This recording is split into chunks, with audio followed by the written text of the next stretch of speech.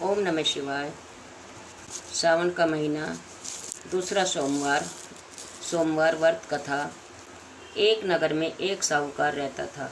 उसके घर में किसी चीज़ की कमी नहीं थी, परंतु वह पुत्र न होने के कारण बहुत दुखी था। पुत्र की कामना के लिए वह हर सोमवार शिव जी का व्रत और पूजन किया करता था और शाम को मंदिर में जाकर शिव जी के सामने दीपक जलाया करता था। उसके इस भक्ति भाव को देखकर एक समय माता पार्वती ने शिव जी से कहा, प्रभु, यह साहूकार आपका अन्य भगत है, बड़ी श्रद्धा से आपका व्रत और पूजन करता है। आपको इसकी मनोकामना पूर्ण करनी चाहिए। यदि आप ऐसा नहीं करेंगे तो मनुष्य आपका पूजन तथा व्रत क्यों करेंगे। माता पार्वती का ऐसा आग्रह देख शिव जी कहने लगे, हे पार्वती, इसके भाग्य में पुत्र न होने पर भी मैं इसको पुत्र की प्राप्ति का वर देता हूँ, परंतु वह 12 वर्ष तक ही जीवित रहेगा। माता पार्वती और भगवान शिव का यह वार्तालाप साहूकार सुन रहा था। इससे उसको न तो प्रसन्नता हुई और न ही दुख हुआ। वह पूर्व की तरह शिव जी का व्रत और पूजन करता रहा। कुछ समय बाद साहूकार के घर अति सुंदर पुत्र पैदा हुआ। साहूकार के घर में बहुत खुशी मनाई गई। साहूकार असलियत जानता था, इसलिए उसने न तो अधिक प्रसन्नता प्रकट की और न ही किसी को यह भेद बताया। जब वह बालक 11 वर्ष का हो गया तो उसकी माता ने साहूकार से उसका विवाह करने के लिए कहा। साहूकार इसके लिए राजी नहीं हुआ। उसने बालक के मामा को बुलाकर उसे बहुत सा धन देकर कहा कि तुम बालक को पढ़ने के लिए काशी ले जाओ और रास्ते में यज्ञ आदि शुभ कर्म करते जाना। दोनों मामा भांजे यज्ञ करते, ब्राह्मणों को भोजन कराते तथा दक्षिणा देते काशी जी की ओर चल पड़े।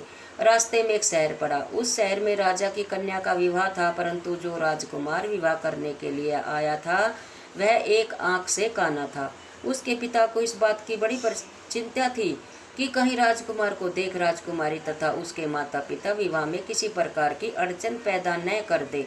जब उसने सेठ के अति सुंदर लड़के को देखा तो मन में विचार किया कि क्यों न द्वार चार के समय इस लड़के से वर का काम चलाया जाए। ऐसा मन में विचार कर राजकुमार के पिता ने उस लड़के और उसके मामा से बात की। वे राजी हो गए। फिर उस साहूकार के लड़के को वर के कपड़े पहनाकर घोड़ी पर बैठाकर कन्या के द्वार पर ले गए।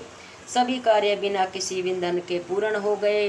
राजकुमार के पिता ने सोचा कि यदि विवाह कार्य भी इसी लड़के से करा लिया जाए तो क्या बुराई है। ऐसा विचार कर लड़के और उसके मामा से कहा कि यदि आप फेरों और कन्यादान का काम भी करा दे तो मैं इसके बदले आपको बहुत सारा धन दूंगा। दोनों ने इसे स्वीकार कर लिया। विवाह कार्य अच्छी तरह से संपन्न हो गया। सेठ का पुत्र जिस समय जाने लगा तो उसने राजकुमारी की चुंदड़ी पर पल्ले पर लिख दिया, तेरा विवाह मेरे साथ हुआ था, परंतु जिस राजकुमार के साथ तुमको भेजेंगे वह एक आंख से काना है। मैं काशी जी पढ़ने जा रहा हूँ। सेठ के लड़के के जाने के पश्चात राजकुमारी ने जब अपने पिता को सारी बात बताने के बाद काने राजकुमार के साथ जाने से मना कर दिया। राजकुमारी के माता पिता ने अब उसकी अपनी कन्या को विदा नहीं किया और बारात वापस चली गई। उधर सेठ का लड़का और उसका मामा काशी जी पहुंच गए थे। वहां जाकर उन्होंने यज्ञ करना और लड़के ने पढ़ना शुरू कर दिया। जब लड़के की आयु 12 साल की हो गई उस दिन उन्होंने यज्ञ रचा रखा था। लड़के की तबीयत खराब हुई। वह अंदर जाकर लेटा और उसके प्राण निकल गए।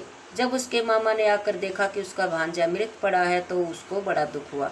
उसने सोचा कि अगर मैं अभी रोना पीटना शुरू मचा दूंगा तो यज्ञ का कार्य अधूरा रह जाएगा। अतः उसने जल्दी से यज्ञ का कार्य समाप्त करवाकर ब्राह्मणों के जाने के बाद रोना पीटना शुरू कर दिया।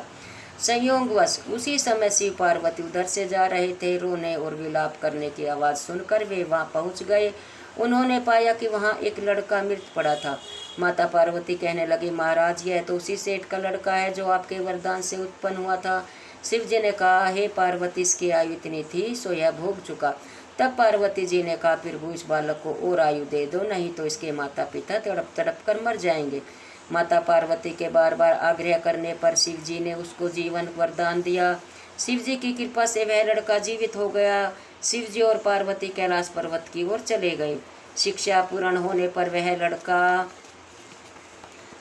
और उसके मामा उसी प्रकार यज्ञ आदि शुभ कर्म करते अपने घर की ओर चल पड़े। रास्ते में उसी शहर में आए जहाँ की राजकुमारी से लड़के का विवाह हुआ था। वहां आकर उन्होंने यज्ञ आरंभ कर दिया। उस लड़के के ससुर वहां के राजा ने उसको पहचान लिया और महल में ले जाकर बहुत आवा भगत की तथा बहुत से दास दासियों सहित आदर पूर्वक अपनी राजकुमारी और जमाई को विदा किया। इधर साहूकार तथा उसकी पत्नी अपने पुत्र की सही सलामत लौट आया देखकर बहुत खुश हुए। जो कोई सोमवार के व्रत को धारण करता है अथवा इस कथा को पढ़ता है या सुनता है, उसकी समस्त मनोकामनाएं पूर्ण होती है तथा इस लोक में नाना प्रकार के सुख भोग कर अंत में सदाशिव के लोक को प्राप्त होता है। बोलो शंकर भगवान की जय, माता पार्वती की जय। ओम नमः शिवाय, ओम नमः शिवाय, ओम नमः शिवाय, ओम नमः शिवाय, ओम नमः शिवाय।